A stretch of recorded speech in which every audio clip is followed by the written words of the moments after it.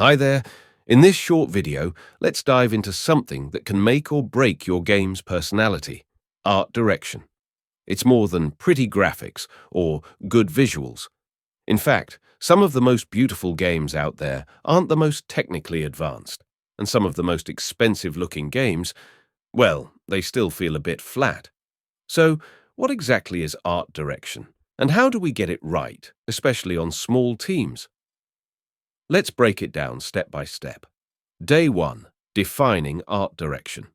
If you ask 10 professionals what art direction means, you'll get 10 different answers. Rob Ruppel calls it symbolism. Ron Ashtiani says it's communication. Both are right, but not the whole picture. So instead of chasing one definition, let's look at examples. Take Ghost of Tsushima. It's not hyper-photorealistic, but its silhouettes, color, motion, and framing turn every moment into a living painting. Every shot breathes mood. Now compare that to Star Wars Outlaws. Technically, stunning. Textures, lighting, detail, top-notch. But visually, it feels like generic open world, with one of the most iconic IPs on Earth. How does that happen? The difference is direction. Tsushima had a clear goal, a samurai film you can play. Every visual choice, down to the guiding wind, served that vision. Outlaws? It's gorgeous, but it doesn't say anything. So what can we agree on? Art direction at least means picking the right tone, designing a visual language, making decisions that serve gameplay, creating rules your team can follow. And here's the good news. Small devs can't always compete on tech, but we can compete on clarity, style, and character. Day 2. Vision before assets. Now, before you start sketching characters or building UI, stop. We need a visual vision. What's the emotional, thematic, and stylistic tone of your game? What kind of world are you inviting players into? Start with mood words. Words like mythic, stylish, intimate, tragic, melancholic. Avoid big-picture labels like post-apocalyptic or painterly. Those describe setting or medium, not feeling. Why?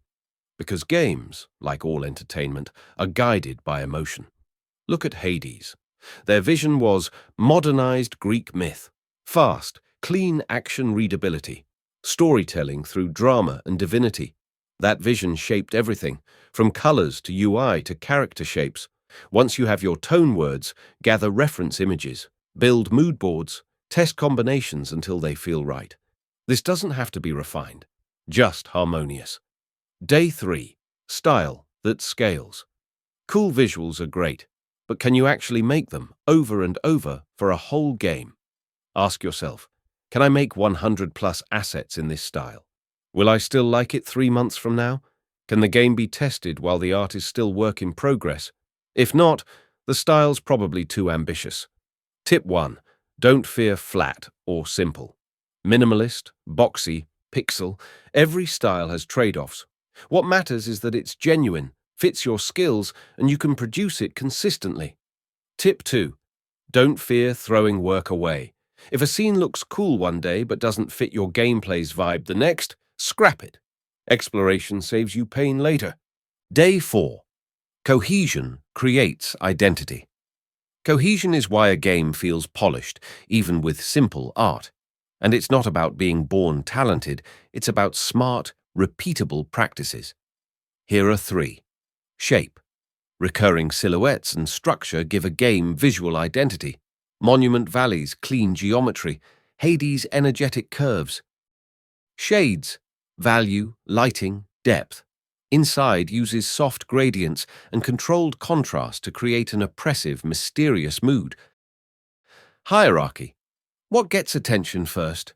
Hollow Knight makes threats and the player pop, while backgrounds stay muted. This works in UI too. If players can't instantly spot the hero, the goal, or the threat, your art's fighting your gameplay. Day 5. Art as gameplay support. Art isn't just decoration, it's a UX tool. Every frame should answer 3 questions. What can I interact with? What's dangerous? Where should I go? Contrast is your friend. Tunic uses gentle pastel worlds, but glowing key items guide the player's eye. VFX, keep them sharp and purposeful. Dead Cells uses crisp hit flashes so combat stays readable, even when chaos explodes on screen. Environments can guide too. The glowing mountain in Journey, Shaker Towers in Breath of the Wild, the Citadel in Half-Life 2. When visuals and gameplay speak the same language, players trust the game and stay immersed. Day 6. Keeping the vision on track. Here's the less glamorous side. Production.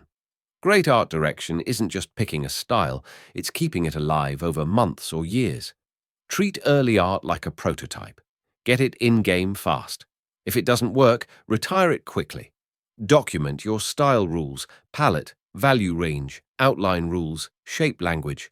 That way, future you or new teammates can make decisions without constant reviews. Run visual checkpoints often. Fake screenshots, short clips. Ask, does this still feel like the game we set out to make? And when you give feedback, explain why. Make it bluer is vague.